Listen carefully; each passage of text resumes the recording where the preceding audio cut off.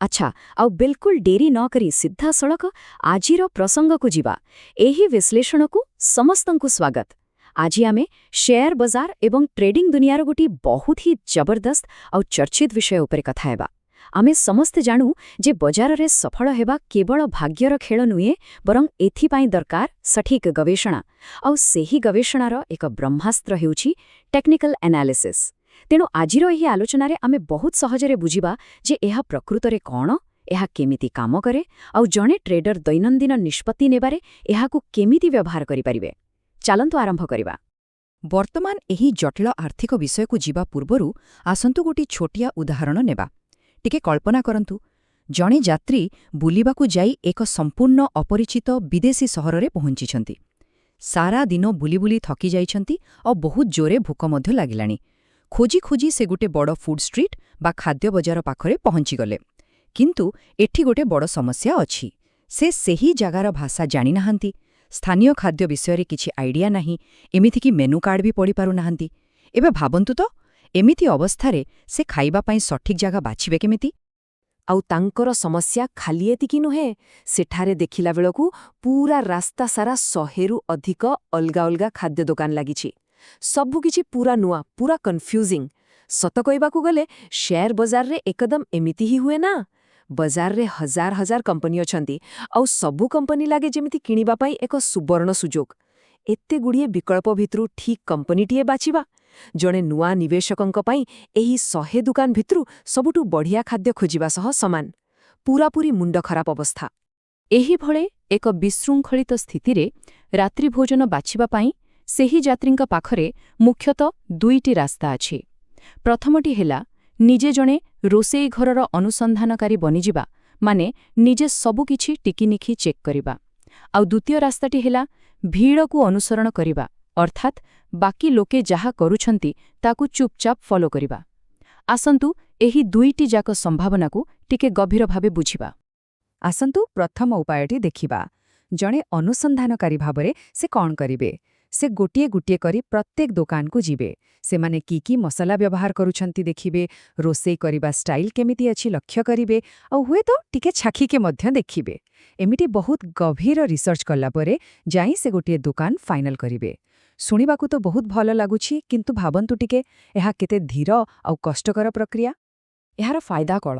ସବୁଠୁ ବଡ଼ ଫାଇଦା ହେଲା ଆପଣ ଏକଦମ ନିଶ୍ଚିତ ରହିବେ ଯେ ଆପଣ କ'ଣ ଖାଉଛନ୍ତି, କାରଣ ଆପଣ ନିଜେ ସବୁ ତଦନ୍ତ କରିଛନ୍ତି। କିନ୍ତୁ ଏହାର ଗୋଟେ ବହୁତ ବଡ଼ ଅସୁବିଧା ଅଛି। ଏହା ପ୍ରାକ୍ଟିକାଲ ନୁହେଁ। ହାତରେ ସମୟ କମ୍ ଆଉ ଦୋକାନର 100ଟା। ଯେ କେହି ବି ହୁଏ 4-5ଟା ଦୋକାନ ଯାଏଁ ଯାଇପାରିବ। ତାର ମାନେ କ'ଣ? ସମୟ ଅଭାବରୁ ହୁଏତ ସେହି ରାସ୍ତାର ସବୁଠାରୁ ସୁସ୍ୱାଦୁ ଖାଦ୍ୟଟିକୁ ସେ ମିସ୍ କରି ଯାଇପାରନ୍ତି। ତେବେ ଏବେ ଆସନ୍ତୁ ଦ୍ୱିତୀୟ ଉପାୟକୁ, ଭିଡ଼କୁ ଅନୁସରଣ କରିବା। ଏଠି କିଛି ବି ଚେକ୍ କରିବା ଦରକାର ନାହିଁ। ବାସ୍ ଚୁପଚାପ ରାସ୍ତାର ଗୋଟେ କଣରେ ଠିଆ ହୁଅନ୍ତୁ ଆଉ ଦୂରରୁ ଲକ୍ଷ୍ୟ କରନ୍ତୁ। ଖାଲି ଗୋଟିଏ ଜିନିଷ ଦେଖିବାକୁ ହେବ, କେଉଁ ଦୋକାନ ଆଗରେ ସବୁଠାରୁ ଅଧିକ ଭିଡ଼ ଲାଗିଛି। ଥରେ ସେହି ଦୋକାନ ମିଳିଗଲେ ଗୋଟେ ସରଳ ହିସାବ ଲଗାଇବାକୁ ହେବ। ଆରେ ଭାଇ, ଯଦି ଏତେ ଲୋକ ଖାଉଛନ୍ତି ତାହେଲେ ନିଶ୍ଚୟ ଖାଦ୍ୟ ବଢ଼ିଆ ଥିବ। ମାନେ ଆମେ ଏଠି ନିଜେ ରିସର୍ଚ୍ଚ ନ କରି ବାକି ଲୋକଙ୍କ ରିସର୍ଚ୍ଚ ଉପରେ ଭରସା କରୁଛୁ। ଏବେ ଏହାର ମଧ୍ୟ ନିଜର ପ୍ଲସ୍ ଆଉ ମାଇନସ୍ ପଏଣ୍ଟ ଅଛି। ପ୍ଲସ୍ ପଏଣ୍ଟ ହେଲା ଏହା ବହୁତ ଫାଷ୍ଟ। ଗୋଟି ଗୋଟି କରି କିଛି ଦେଖିବାକୁ ପଡ଼ିବନି। ବାସ୍ ଲୋକଙ୍କୁ ଦେଖିଲେ ଆଉ ନିଷ୍ପତ୍ତି ନେଲେ, ସମୟ ବଞ୍ଚିଗଲା। କିନ୍ତୁ ଏଥିରେ ଗୋଟେ ରିସ୍କ ବି ଅଛି। ଭିଡ଼ ଯାହା ଖାଉଛି ତାହା ସବୁବେଳେ ବେଷ୍ଟ ହୋଇଥିବ କିମ୍ବା ଆପଣଙ୍କ ସ୍ୱାଦ ସହ ମେଳ ଖାଉଥିବ, ତାର କିଛି ଗ୍ୟାରେଣ୍ଟି ନାହିଁ। ମାନେ ବେଳେବେଳେ ଭିଡ଼ ମଧ୍ୟ ଭୁଲ ହୋଇପାରେ, ହେଲା କି? ଆଉ ଜାଣିଛନ୍ତି, ଏହି ଉଦାହରଣଟି ଖୁବ୍ ଚମତ୍କାର ଭାବେ ଆମ ଷ୍ଟକ୍ ମାର୍କେଟ ସହ ଯୋଡ଼ି ହୋଇଯାଉଛି। ପ୍ରଥମ ବିକଳ୍ପ, ଯେଉଁଠି ଆମେ କମ୍ପାନୀର ଭିତରକୁ ଯାଇ ଲାଭ କ୍ଷତିର ହିସାବ କରୁ, ତାକୁ କୁହାଯାଏ ଫଣ୍ଡମେଣ୍ଟାଲ ଆନାଲିସିସ୍। ଆଉ ଦ୍ୱିତୀୟ ବିକଳ୍ପ, ଯେଉଁଠି ଆମେ ଖାଲି ମାର୍କେଟର ଟ୍ରେଣ୍ଡ ଆଉ ଭିଡ଼ କେଉଁଆଡ଼େ ଯାଉଛି ଦେଖୁ, ତାହିଁ ହେଉଛି ଆମର ଆଜିର ହିରୋ, ଟେକ୍ନିକାଲ ଆନାଲିସିସ୍। ତେବେ ଖାଦ୍ୟ ବଜାର କଥା ବହୁତ ହେଲା। ଆସନ୍ତୁ ଏବେ ସିଧା ମାର୍କେଟ ଭିତରକୁ ଯିବା। ଏହି ବିଭାଗରେ ଆମେ ଦେଖିବା ଟେକ୍ନିକାଲ ଆନାଲିସିସ୍ କେମିତି ବଜାରର ଭିଡ଼କୁ ପଢ଼ିଥାଏ। ପୁରା ସରଳ ଭାଷାରେ ବୁଝିବା। ଟେକ୍ନିକାଲ ଆନାଲିସିସ୍ ହେଉଛି ଏକ ଏମିତି ଟେକ୍ନିକ୍ ଯେଉଁଠି ଆମେ ବଜାରରେ ସୁଯୋଗ ଖୋଜୁ, କିନ୍ତୁ କମ୍ପାନୀର ବାଲାନ୍ସ ସିଟ୍ ଦେଖି ନୁହେଁ, ବରଂ ବଜାରରେ ଲୋକେ ବର୍ତ୍ତମାନ କ'ଣ କରୁଛନ୍ତି ତାକୁ ଦେଖି। ଅର୍ଥାତ୍ ଏହା ସମ୍ପୂର୍ଣ୍ଣ ରୂପେ ଲୋକଙ୍କର ସାମୂହିକ ଆଚରଣ ଉପରେ ଚାଲେ। ବାକି ଟ୍ରେଡରମାନେ କେଉଁ ସେୟାର କିଣିବାକୁ ପାଗଳ ହେଉଛନ୍ତି ବା କେଉଁଟାକୁ ବିକିବାକୁ ଲାଗିଛନ୍ତି, ବାସ୍ ତାକୁ ହିଁ ଫଲୋ କରିବା ହେଉଛି ଏହାର ମୂଳ ଲକ୍ଷ୍ୟ। ଏବେ ଆପଣଙ୍କ ମନରେ ଆସୁଥିବ, ବାଜାରର ଏଇ ଭିଡ଼କୁ ଆମେ ଦେଖିବା କେମିତି? କେହି ତ ଆଉ ପ୍ରକୃତରେ ବଜାରରେ ଠିଆ ହୋଇ ଦେଖୁନାହାନ୍ତି ନା। ତେଣୁ ଏସବୁ କାର୍ଯ୍ୟକଳାପ ଆମକୁ ଦେଖାଯାଏ ଷ୍ଟକ୍ ଚାର୍ଟରେ। ଲୋକଙ୍କର କିଣାବିକା କାରଣରୁ ସମୟ ସହିତ ଚାର୍ଟରେ କିଛି ନିର୍ଦ୍ଦିଷ୍ଟ ଡିଜାଇନ୍ ବା ପ୍ୟାଟର୍ନ ତିଆରି ହୁଏ। ଆଉ ମଜା କଥା ହେଲା, ଏହି ପ୍ୟାଟର୍ନଗୁଡ଼ିକ ବାରମ୍ବାର ରିପିଟ୍ ହୁଏ। ପ୍ରତ୍ୟେକ ପ୍ୟାଟର୍ନ ଭିତରେ ଗୋଟେ ଲୁଚକାଳିଆ ମେସେଜ୍ ଥାଏ ଯେ ବଜାର ଆଗକୁ କୁଆଡ଼େ ଯାଇପାରେ। ଆନାଲିଷ୍ଟଙ୍କର କାମ ହେଲା ବାସ୍ ସେହି ପ୍ୟାଟର୍ନକୁ ଚିହ୍ନିବା। ଥରେ ଚାର୍ଟରେ ଗୋଟେ ବଢ଼ିଆ ପ୍ୟାଟର୍ନ ମିଳିଗଲା, ତାପରେ ଗୋଟେ ଟ୍ରେଡର ମୁଖ୍ୟତଃ 3ଟି ଜିନିଷ ଖୋଜେ। ପ୍ରଥମଟି ହେଲା ଏଣ୍ଟ୍ରି ପ୍ରାଇସ୍, ମାନେ ଠିକ୍ କେଉଁ ଦାମରେ ଏଣ୍ଟ୍ରି ମାରିବା ବା କିଣିବା। ଦ୍ୱିତୀୟଟି ଏକ୍ଜିଟ୍ ପ୍ରାଇସ୍, ମାନେ କେଉଁଠି ଲାଭ ବାହାର କରିକି ଖସିଯିବା। ଆଉ ତୃତୀୟ, ଯାହାକି ସବୁଠୁ ବେଶି ଜରୁରୀ, ତାହା ହେଲା ରିସ୍କ। ଯଦି ବଜାର ଓଲଟା ଭୁଲିଗଲା, ତେବେ ମୁଁ କେତେ କ୍ଷତି ସହିବାକୁ ପ୍ରସ୍ତୁତ ଅଛି। ଏହି 3ଟି ଜିନିଷ ଛଡ଼ା ଟ୍ରେଡିଂ ଅସମ୍ପୂର୍ଣ୍ଣ। କିନ୍ତୁ ଆଜ୍ଞା, ଗୋଟେ କଥା ପୁରା କ୍ଲିୟର କରିଦିଏ, ଟେକ୍ନିକାଲ ଆନାଲିସିସ୍ କୌଣସି ଯାଦୁ ନୁହେଁ କି ଏହା 100% ଗ୍ୟାରେଣ୍ଟି ଦିଏ ନାହିଁ। ବାକି ସବୁ ରିସର୍ଚ୍ଚ ଭଳି ଏହା ବି କିଛି ମୂଳ ଅନୁମାନ ବା ଆଜମ୍ପସନ୍ସ ଉପରେ ଛିଡ଼ା ହୋଇଛି। ଆମେ ମାନିନେଉ ଯେ ଇତିହାସ ବାରମ୍ବାର ନିଜକୁ ଦୋହରାଇଥାଏ। ତେଣୁ ଯେବେ ବି ଆମେ ମାର୍କେଟରେ କାମ କରୁଛୁ, ଆମକୁ ଏହି କଥାଟି ସବୁବେଳେ ମୁଣ୍ଡରେ ରଖିବାକୁ ପଡ଼ିବ ଯେ ଆମେ କେବଳ ସମ୍ଭାବନା ସହ ଖେଳୁଛୁ, ନିଶ୍ଚିତତା ସହ ନୁହେଁ। ଆଉ ଗୋଟେ ମଜାଦାର କଥା ଦେଖିବେ, ଲୋକେ ପ୍ରାୟତଃ ଝଗଡ଼ା କରନ୍ତି ଫଣ୍ଡାମେଣ୍ଟାଲ ଆନାଲିସିସ୍ ବେଷ୍ଟ ନା ଟେକ୍ନିକାଲ ଆନାଲିସିସ୍ ବେଷ୍ଟ। କିନ୍ତୁ ସତ କହିବାକୁ ଗଲେ ଏମିତି କିଛି ବେଷ୍ଟ ବୋଲି ନଥାଏ। ଦିଟା ଯାକ ଟେକ୍ନିକ୍ ପୁରାପୁରି ଭିନ୍ନ, ଆଉ ଦୁଇଟିର କାମ ଅଲଗା। ଏମାନଙ୍କ ଭିତରେ ତୁଳନା କରିବାଟା ହିଁ ବୋକାମି। ଯେଉଁମାନେ ପ୍ରକୃତରେ ସ୍ମାର୍ଟ ଟ୍ରେଡର, ସେମାନେ ଗୋଟିଏ ପକ୍ଷ ନ ନେଇ ଦୁଇଟି ଯାକ ବିଷୟରେ ଜାଣିବାକୁ ଚେଷ୍ଟା କରନ୍ତି। ବର୍ତ୍ତମାନ ଆମେ ଚାର୍ଟ ଆଉ ଗ୍ରାଫରୁ ଟିକେ ବାହାରି ଏକ ସାଂଘାତିକ ବିଷୟକୁ ଆସିବା, ସେୟାର ବଜାରର କଠୋର ବାସ୍ତବତା ଆଉ ଆମ ମାଇଣ୍ଡସେଟ୍। କାରଣ ବଜାରରେ ତିଷ୍ଠି ରହିବାକୁ ହେଲେ ବାସ୍ତବବାଦୀ ଆଶା ରଖିବା ନିହାତି ଜରୁରୀ। ଦେଖନ୍ତୁ, ମାର୍କେଟକୁ ନୂଆ ନୂଆ ଆସୁଥିବା ଲୋକଙ୍କର ଗୋଟେ ବହୁତ ବଡ଼ ଭ୍ରମ ଥାଏ। ସେମାନେ ଭାବନ୍ତି ଟେକ୍ନିକାଲ ଆନାଲିସିସ୍ ମାନେ ରାତାରାତି କୋଟିପତି ହେବାର ମେସିନ୍। ବିଲକୁଲ ନୁହେଁ। ବାସ୍ତବତା ପୁରା ଅଲଗା।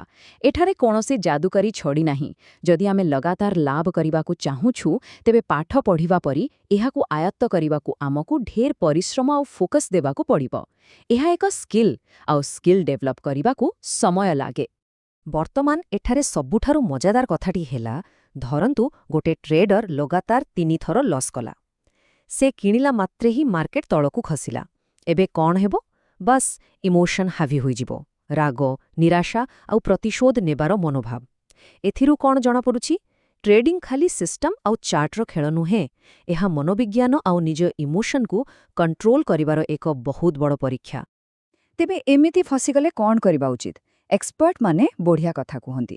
ପ୍ରଥମ କାମ, ସେହି ରାଗିଥିବା ବା ଦୁଃଖୀଥିବା ଅବସ୍ଥାରେ ସିଷ୍ଟମ ବନ୍ଦ କରିଦିଅନ୍ତୁ। ଆଦୌ ଟ୍ରେଡ୍ କରନ୍ତୁ ନାହିଁ।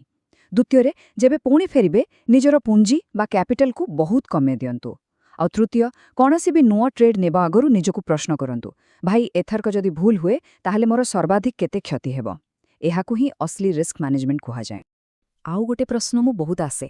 ଲୋକେ ପଚାରନ୍ତି, ଆଚ୍ଛା, ଏଇ ଟେକ୍ନିକାଲ ଆନାଲିସିସ୍ କ'ଣ ଇଣ୍ଟ୍ରାଡେ ବା ଦୈନିକ ଟ୍ରେଡିଂରେ କାମ ଦେବ? ତାର ଉତ୍ତର ହେଉଛି ଏକଦମ ଦେବ। କାରଣ ମାର୍କେଟରେ ତିଆରି ହେଉଥିବା ପ୍ୟାଟର୍ନ ସବୁ ଟାଇମ୍ ଫ୍ରେମ୍ରେ ସମାନ ଥାଏ। ସେ ଗୋଟେ ବର୍ଷର ଚାର୍ଟ ହେଉ କି 5 ମିନିଟର ଚାର୍ଟ ହେଉ। କାହିଁକି ଜାଣିଛନ୍ତି? କାରଣ ମଣିଷର ଇମୋସନ୍ ସବୁବେଳେ ସମାନ। ଖାଲି ଆମେ ଦେଖୁଥିବା ସମୟ ସୀମାଟା ଛୋଟ ହୋଇଯାଏ। ଆଉ ଏହା ସହ ଜଡ଼ିତ ଏହି ଉପଦେଶଟି ଶୁଣିବା ନିହାତି ଦରକାର। ଯଦି ଆମେ ସର୍ଟ ଟର୍ମ ଟ୍ରେଡିଂ ବି କରୁଛୁ, ତେବେ ବି ଆମର ମାଇଣ୍ଡସେଟ୍ ଲଙ୍ଗ୍ ଟର୍ମ ରହିବା ଉଚିତ। କାରଣ ଯଦି ଜଣଙ୍କ ପାଖରେ ମାର୍କେଟର ଛୋଟମୋଟ ଉଠାପକା ସହି ଗୋଟେ ସେୟାରକୁ ଲମ୍ବା ସମୟ ଧରି ରଖିବାର ଧୈର୍ଯ୍ୟ ନାହିଁ, ତେବେ ଇଣ୍ଟ୍ରାଡେର ସେହି ଦ୍ରୁତ ଗତିବିଧି ଭିତରେ ତାଙ୍କର କେବେ ବି କନଭିକ୍ସନ୍ ବା ଦୃଢ଼ ବିଶ୍ୱାସ ଆସିବନି। କନଭିକ୍ସନ୍ ସବୁବେଳେ ଅନୁଭବ ଆଉ ଧୈର୍ଯ୍ୟରୁ ଆସେ। ପ୍ରାୟତଃ ଆମେ ଦେଖୁ, ଯେବେ କାହାର ଲସ୍ ହୁଏ, ସେମାନେ ତୁରନ୍ତ କହିଦିଅନ୍ତି, ଆରେ ଏ ଟେକ୍ନିକାଲ ଆନାଲିସିସ୍ ସବୁ ବେକାର, କିଛି କାମ କରେନି। କିନ୍ତୁ ସତ କ'ଣ ଜାଣିଛନ୍ତି? ଯେବେ ବି ଆମେ ଲସ୍ କରୁ, ତାହା ପଦ୍ଧତିର ଦୋଷ ନୁହେଁ, ବରଂ ଆମେ ତାକୁ ଠିକ୍ ଭାବେ ପ୍ରୟୋଗ ନ କରିପାରିବାଟା ହେଉଛି ଆମର ନିଜର ଦୋଷ। ହୁଏତ ଆମେ ନିୟମ ଭାଙ୍ଗିଛୁ, ନହେଲେ ଇମୋସନ୍ରେ ଆସି ଭୁଲ ଟ୍ରେଡ୍ ନେଇଛୁ। ତେଣୁ ସିଷ୍ଟମକୁ ଦୋଷ ଦେବା ବଦଳରେ ନିଜର ଭୁଲ ଖୋଜିବା ବୁଦ୍ଧିମାନର କାମ।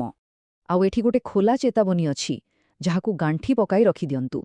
ଯଦି କେହି ଏହି ଟ୍ରେଡିଂକୁ ଏକ ସର୍ଟକଟ୍ ବା ଶୀଘ୍ର ପଇସା ଛାପିବାର ମେସିନ୍ ବୋଲି ଭାବି ମାର୍କେଟକୁ ଆସୁଛନ୍ତି ତାହେଲେ ତାଙ୍କର ଆର୍ଥିକ ସର୍ବନାଶ ସୁନିଶ୍ଚିତ। ମାର୍କେଟ ବହୁତ ନିଷ୍ଠୁର। ଏହାକୁ ଲଟେରୀ ନ ଭାବି ଗୋଟେ ପ୍ରଫେସନ୍ ବା ବିଜନେସ୍ ଭଳି ଗ୍ରହଣ କରିବାକୁ ପଡ଼ିବ। ତେଣୁ ଏଠାରେ ସବୁଠାରୁ ଗୁରୁତ୍ୱପୂର୍ଣ୍ଣ ବିଷୟଟି ହେଉଛି ଆଜି ଆମେ ଯାହା ଯାହା ଶିଖିଲେ ତାକୁ ଟିକେ ସମରାଇଜ୍ ବା ଏକାଠି କରିଦେବା। ଟେକ୍ନିକାଲ ଆନାଲିସିସ୍ ଆମକୁ ଚାର୍ଟ ଜରିଆରେ ବଜାରର ମୁଡ୍ ଦେଖାଏ। ଏହା ଆମକୁ କେବେ କିଣିବେ, କେବେ ବିକିବେ ଆଉ କେତେ ରିସ୍କ ନେବେ ସେ ବିଷୟରେ ଗାଇଡ୍ କରେ। କିନ୍ତୁ ମନେ ରଖିବେ, ଏହା କେବଳ କିଛି ସମ୍ଭାବନା ଉପରେ ଚାଲେ। ଆଉ ସବୁଠୁ ବଡ଼ କଥା, ଏଥିରେ ମାଷ୍ଟର ହେବା ପାଇଁ ବହୁତ ସମୟ ଆଉ ପରିଶ୍ରମ ଦରକାର। ତେବେ ଏହି ସମ୍ପୂର୍ଣ୍ଣ ଆଲୋଚନାକୁ ଶେଷ କରିବା ଆଗରୁ ଆସନ୍ତୁ ଆମେ ପୁଣି ସେହି ଖାଦ୍ୟ ରାସ୍ତା ଉଦାହରଣକୁ ଫେରିଯିବା। ଆଉ ଗୋଟେ ପ୍ରଶ୍ନ ନିଜକୁ ପଚାରିବା, ବଜାରରେ ଏମିତି ଆଖି ବନ୍ଦ କରି ଭିଡ଼ ପଛରେ ଗୋଡ଼ାଇଲେ ଆମକୁ କ'ଣ ପ୍ରକୃତିରେ ସବୁଠାରୁ ବେଷ୍ଟ ବା ସର୍ବୋତ୍ତମ ରେଜଲ୍ଟ ମିଳିବ? ନା ଖାଲି ସେହି ରେଜଲ୍ଟ ମିଳିବ ଯାହା ସେହି ସମୟରେ ଲୋକପ୍ରିୟ ଥିବ? ଭାବନ୍ତୁ ଟିକେ, ଏହି ପ୍ରଶ୍ନଟି ଆମକୁ ଟ୍ରେଣ୍ଡକୁ ନେଇ ଆମର ଚିନ୍ତାଧାରାକୁ ଆହୁରି ସ୍ପଷ୍ଟ କରିବାରେ ସାହାଯ୍ୟ କରିବ। ଆଜିର ଏହି ବିଶ୍ଳେଷଣରେ ଆମ ସହ ଯୋଡ଼ି ହୋଇଥିବାରୁ ବହୁତ ବହୁତ ଧନ୍ୟବାଦ। ଆଶା କରୁଛି ଆପଣଙ୍କର ଟ୍ରେଡିଂ ଯାତ୍ରା ସୁଖମୟ ହେବ।